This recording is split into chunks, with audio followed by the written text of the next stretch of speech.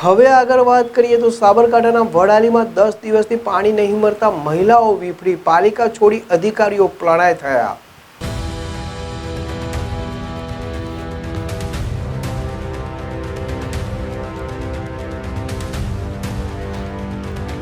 સાબરકાંઠા જિલ્લાના વડાલીમાં 10 દિવસથી પાણી નહીં મળતા મહિલાઓ વિફરી, પાલિકા છોડી અધિકારીઓ પલાયન થયા।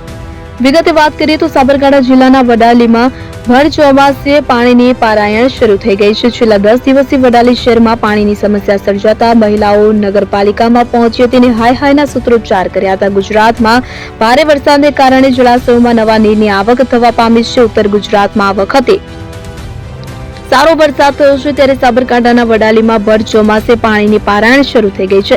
છેલ્લા 10 દિવસથી વડાલી શહેરમાં પાણીની સમસ્યા સર્જાતા મહિલાઓ નગરપાલિકામાં પહોંચી હતી અને હાય હાયના સૂત્રોચ્ચાર કર્યા હતા। પાણીનો વિરોધ કરવા આવેલી મહિલાઓ રણચંડી બનતા અધિકારીઓ પણ રવાના થઈ ગયા હતા। વિરોધ યથાવત રહેશે તેવી ચીમકી ઉચ્ચારાઈ તો સાબરકાંઠા જિલ્લાના વડાલીમાં ભર ચોમાસે છેલ્લા 10 દિવસથી લોકોને પાણી મળ્યું નથી। પાણીની સમસ્યા સર્જાતા મહિલાઓ નગરપાલિકા પહોંચી હતી। મહિલાઓ નગરપાલિકાના બહાર હાય હાયના સૂત્રોચ્ચાર કર્યા હતા। પાણી માટે પાલિકાના સત્તાધીશો સામે રોષ વ્યક્ત કર્યો હતો। મહિલાઓએ રોડ પર ચક્કાજામ કરી વિરોધ નોંધાવ્યો હતો। પાણી નહીં મળે ત્યાં સુધી વિરોધ યથાવત રહેશે તેવી ચીમકી ઉચ્ચારાઈ હતી।